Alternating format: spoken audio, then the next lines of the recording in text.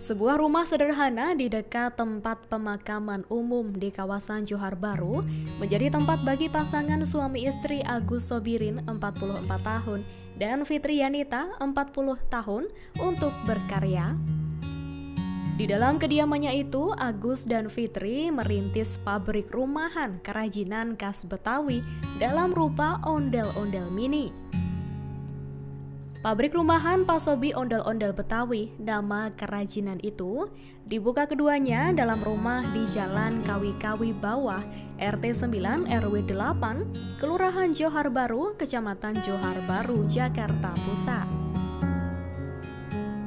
Agus dan Fitri merombak ruang tamu rumahnya untuk dijadikan tempat produksi, sekaligus gudang kecil-kecilan untuk tempat menampung material dan produk ondel-ondel mini siap kirim.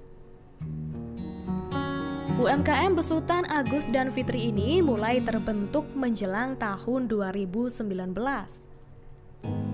Kala itu, Agus yang bekerja serabutan sebagai tukang gali kubur dan Fitri yang sempat menjadi pegawai swasta diajak temannya untuk membantu membuat kerajinan ondel-ondel mainan. Pak Sutri ini tekun menjalani pekerjaan sampingannya ini, sehingga akhirnya memiliki cukup pengetahuan dan keahlian untuk memulai bisnisnya sendiri. Pada pertengahan 2019, Agus dan Fitri akhirnya membuka usaha kecilnya di dalam rumah mereka yang sederhana. Seiring berjalannya waktu, UMKM yang mereka rintis mulai membuahkan hasil. Pesanan semakin banyak, sementara Agus dan Fitri kewalahan membuatnya. Sebab Agus dan Fitri tak sekadar memproduksi langsung kerajinan ondel-ondel ini. Mereka juga bekerja keras melakukan pemasaran ke seluruh wilayah Jabodetabek. Alhasil pada tahun 2020 mereka mempekerjakan tetangga sekitar rumah di bawah nama usaha Ondel-Ondel Doa Ibu. Ondel-ondel Pasobi memiliki 11 ragam bentuk dan ukuran. Semuanya dikerjakan langsung oleh Agus dan Fitri dibantu pengrajin-pengrajin lain di sekitaran Johar Baru. Keunikan boneka ondel-ondel mini dari Pasobi ada pada bahannya yang 50% menggunakan barang bekas alias sampah yang bisa didaur ulang. Produk ondel-ondel Pasobi dapat ditemukan di toko-toko grosir mainan yang tersebar di sekitaran Jabodetabek, bahkan sampai ke beberapa daerah di Jawa Barat seperti Cirebon dan Bandung. Nah, ini jenisnya apa aja nih, Mbak? Ini kita ada yang dari jenis topeng, ya kan? Ondel-ondel topeng ini kita menggunakan limbah kertas kertas bekas ya, kita sama kain perca bekas gitu, kita gunain sama styrofoam sama busa ati bekas. Kita pergunain limbahnya sama styrofoam bekas gitu kita gunain. Jadi kita memanfaatkan limbah-limbah daur ulang yang bisa menghasilkan suatu produk boneka mainan ondel-ondel kayak gitu. Yang lain pun sama kayak gini ya kan, kita pakai sama, nggak jauh beda, paling selebihnya kita ada print gitu kan, untuk stiker-stikernya kayak gitu. Sama itu yang bawah. Berarti perbedaannya di ukuran aja ya? Ya, perbedaannya kita di ukuran aja sama di kemasan packaging. Oke. Bahannya sebagian besar sama. Sama semua limbah. Kita mempergunakan kurang lebihnya limbah.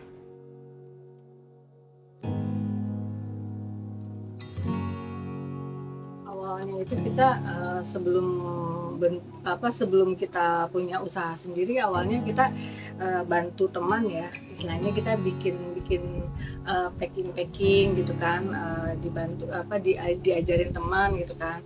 Terus lama-lama kita akhirnya ikut jadi tim marketingnya gitu kan, pemasaran, kita cari-cari toko door to door itu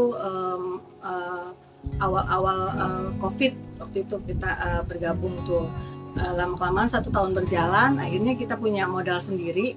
Kita mencoba nih buat bendera sendiri gitu kan, dengan berdirinya itu waktu itu kita masih pakai label dengan nama Doa Ibu. Nah setelah itu kita coba sendiri, kita mulai lagi, kita cari-cari toko, memperluas lagi ya kan, Jabodetabek gitu kan sama Bapak.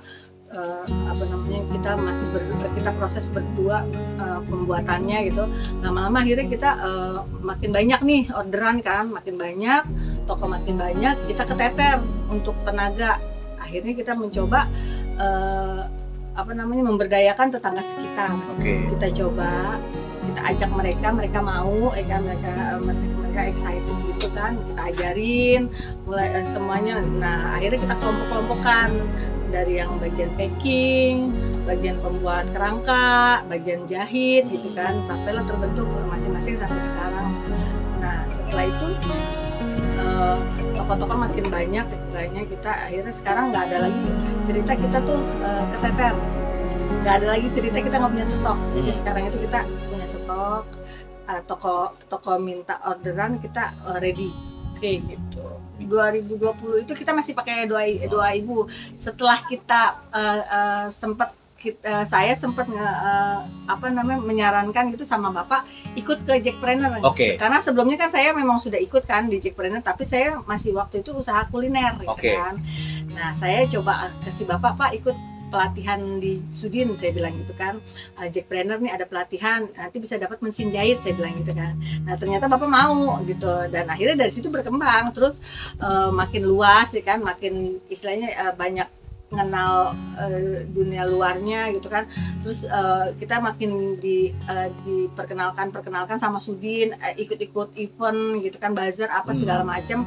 Akhirnya dan produk kita akhirnya berkembang. Yang tadinya kita cuma punya beberapa macam, terus karena ada masukan gitu kan, ada sharing apa, akhirnya kita berkembang, kita berinovasi, ya terbentuklah sampai sekarang itu jadi 11 produk. Nah akhirnya nama itu kita berubah karena waktu itu kita mau bikin haki ya kan. Haki itu akhirnya kita coba cari nama yang pas apa, akhirnya lahirlah terbentuk nama Pasobi. Artinya apa tuh? Pasobi itu sendiri kita punya ibaratnya kayak filosofi gitu ya. Nah, Pasobi itu kata sobi itu kan ibaratnya artinya itu teman, sahabat. Jadi kita nih punya visi dan misi. Pasobi itu tuh nggak hanya sekedar dunia anak, kita bisa jadi dunia kantor, dunia hiburan ya kan. Karena segmen pasar kita itu nggak hanya toko grosir, nggak hanya toko-toko kecil, toko mainan gitu, tapi kita bisa dunia perkantoran, dunia istilahnya untuk souvenir kan, kayak gitu kan. Bisa juga untuk acara ulang tahun bisa buat souvenirnya, atau acara pernikahan bisa buat souvenirnya kayak gitu. Lebih yang pasti kita ngangkat tema, lebih ngangkat temanya ini oleh-oleh khas Jakarta, ikonnya Jakarta gitu aja. Ondel-ondel. Ondel-ondel kayak gitu. Ya karena berbekal dari ilmu yang ditransfer ke teman ke saya dan suami gitu kan, sama si Bapak. Cuman kita kembangin lagi kan. Jadi kita itu semua bahan sekitar 50%-nya itu kita menggunakan limbah. Ya, jadi kita memberdayakan limbah nih.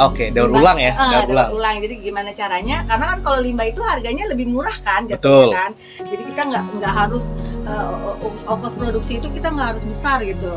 Kalau bisa untung aja yang besar gitu. Tapi untuk ongkos produksi kita ya kalau bisa rendah gitu. Oke, kita gimana caranya?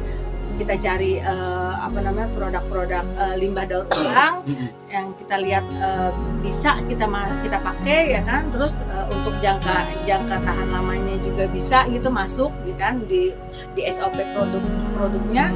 Ya, akhirnya ya, sampai sekarang kita masih menggunakan seperti kayak botol bekas ya kan, botol bekas ya kan. Terus kayak kain perca yang istilahnya bekas gitu kan, yang murah lah istilahnya kita belinya. Terus kayak styrofoam ya kan, terus kayak busa ati kayak gitu. Pokoknya macam-macam yang sekiranya emang bisa kita berdayakan, bisa kita buat menjadi suatu produk yang menghasilkan cuan, ya monggo. Kalau untuk Sudinaker, kita kan kebetulan asuhannya Jackpreneur Sudinaker ya. Sudinaker iya, kita udah, mereka bosen lah istilahnya sama kita, udah paham gitu ya. Nah kalau untuk segmen pasarnya kita memang udah Jabodetabek sih. Kita udah daerah Bekasi, Tangerang, Bogor, pengen prospek kita sih pengen lagi lebih jauh lagi, misalkan entah kita ke Bandung gitu kan, entah ke Cirebon, entah mungkin yang nyebrang lautan gitu kan ya kan, atau enggak yang mungkin ekspor gitu kan gitu. Kita ya lagi mencoba. Kebetulan juga kan kita memang di sini kan kita masih berinovasi, terus kita masih merevisi gitu, ada apakah yang kekurangannya gitu. Makanya kadang kalau kita ikut event apa segala macam itu kan kita dapat ilmu nih, istilahnya mereka masukan dari suhu nih, misalkan oh ini nih ditambahin ini, jadi kita masukkan itu buat kita buat apresiasi, jadi buat gimana caranya Pak Sobi ini akan jadi lebih baik gitu kan, siapa tahu kita bisa ekspor gitu.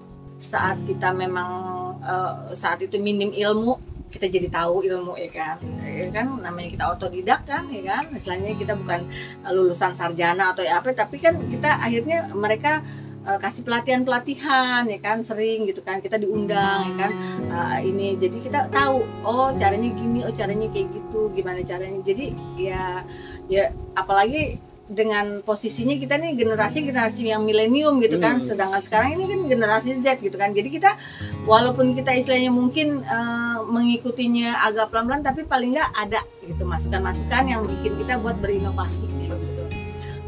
Dan alhamdulillahnya juga ya omset kita juga istilahnya sedikit demi sedikit terbantu gitu, karena kan mungkin mereka merekomendasikan untuk acara ini gitu, mereka alhamdulillah.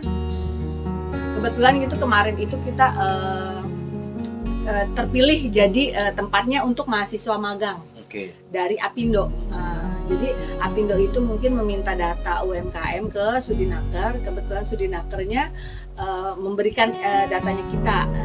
Jadi mereka magang di tempat kita sekitar 4-5 bulan kemarin.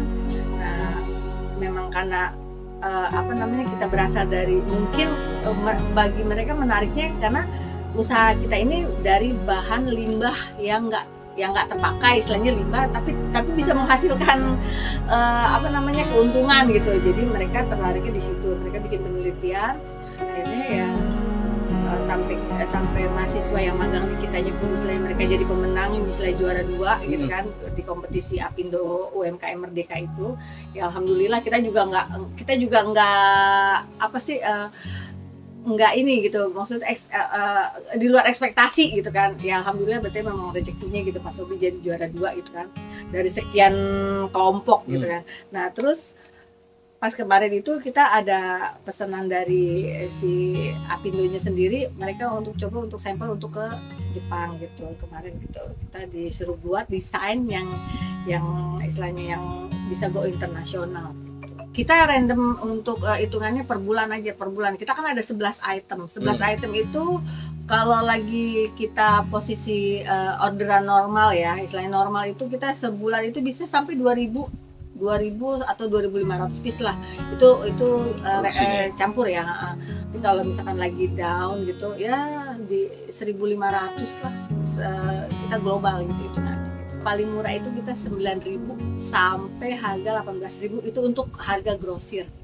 Karena kita harga itu berkisar. Jadi untuk toko grosir kita bedain sama toko eceran kita bedain.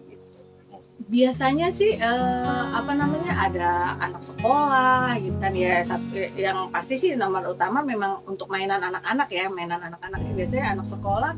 Terus biasanya juga di kantor-kantor mereka biasa kalau lagi ada kayak event-event ulang tahun Jakarta gitu, pasti mereka akan nyari di sini untuk kayak souvenir, untuk pajangan kayak gitu kantor mereka, untuk dekorasi seperti itu sih. Kebetulan kan kalau misalkan ulang tahun Jakarta pasti kan di PRJ ini produk-produk kita bertengger nih di PRJ, cuman kita di sini menempatkan kalau kita ini produsen contohnya. Jadi biarkanlah toko-toko itu yang mereka yang mengembangkan, mereka yang memasarkan. Jadi kita yang hanya menyediakan produk gitu. Jadi mereka beli ke kita, mereka yang silakan mereka yang menjual gitu. Sebelumnya waktu masih COVID justru lebih banyak sebenarnya. Tapi setelah COVID nih tahun 2023 terakhir ini malah banyak yang tumbang, sampai sekarang tersisa kurang lebihnya 50 toko lah. Tersebar di Jabodetabek ya? Kurang lebihnya 50 atau bisa sampai 70 toko. Itu tersebar di Jabodetabek. Iya, Jabodetabek. Karena sebelum Covid, sebelumnya lagi masa pandemi Covid malah justru ada 150-an toko. Oke. Gitu. Suka dukanya awal kita merintis, namanya gimana kita door to door. Lagi pandemi, orang diem-diem di dalam, kita malah keluar. kita cari pasar ya kan, awal kan. Kita bawa barang banyak, kadang laku satu piece gitu kan, kadang nggak laku sama sekali, kita bawa pulang lagi ya, kena hujan, kena panas, kena debu gitu kan ya. Tapi kita jalanin, itu kan berproses, kita jalanin sampai akhirnya ya sekarang kita udah tinggal nikmatin hasilnya karena by order gitu. Kalau dulu kita tiap hari jalan, tiap hari kita jalan ya kan, tiap hari kita akan passing ya kan, kita bawa produk ya kan, ke timur, ke barat, ke selatan gitu kan, kita bawa produk, kita bawa kartu nama ya kan. Mungkin yang hari ini mereka nggak mau ambil, kita kasih kartu nama, siapa tahu besok mereka butuh, ingat sama ondel-ondel kita kayak gitu. Sekarang pesenan ya? Alhamdulillah. Oke. Nah ini kan berarti usahanya sama suami gitu ya Pak? Iya. Pasangan suami istri gitu ya? Nah ini berarti masing-masing ini sudah benar-benar meninggalkan pekerjaan atau usahanya lain demi ini atau gimana? Iya, kita jadi sekarang memang udah pure, istilahnya kita udah total di dunia ini ya, istilahnya jatuh bangun pun kita ya istilahnya berusaha udah stuck aja di sini udah. Karena kadang kalau kita mau coba buka lagi yang mana gitu, takutnya nanti yang ini kita nggak fokus gitu, jadi udah lebih baik kita fokusin aja di sini. Kalau misalkan soal pasaran, omset lagi, orderan lagi turun apa, ya paling kita cari inovasi, gimana ya caranya untuk istilahnya kita bisa bertahan, atau mungkin dengan kondisi ini kan nggak selamanya begini, siapa tahu nanti nextnya kita ada perubahan, ada lebih baik kayak gitu kan. Jadi kita ya itu caranya kita siasatin apa, kita bikin karakter baru aja gitu. Kita bikin yang dondelnya mungkin yang biasanya cuman baju-bajunya kayak baju kondangan, baju mungkin ntar pakai baju baju polisi kah, baju dokter kah, kayak gitu. Pokoknya kita inovasi deh.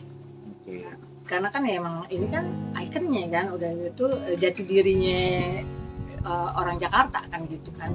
Orang-orang dari mana-mana datang ke Jakarta kan taunya ondel-ondel gitu, ondel-ondel gitu, dari Jakarta. Jadi ya memang harus kita jaga, kita lestariin gitu.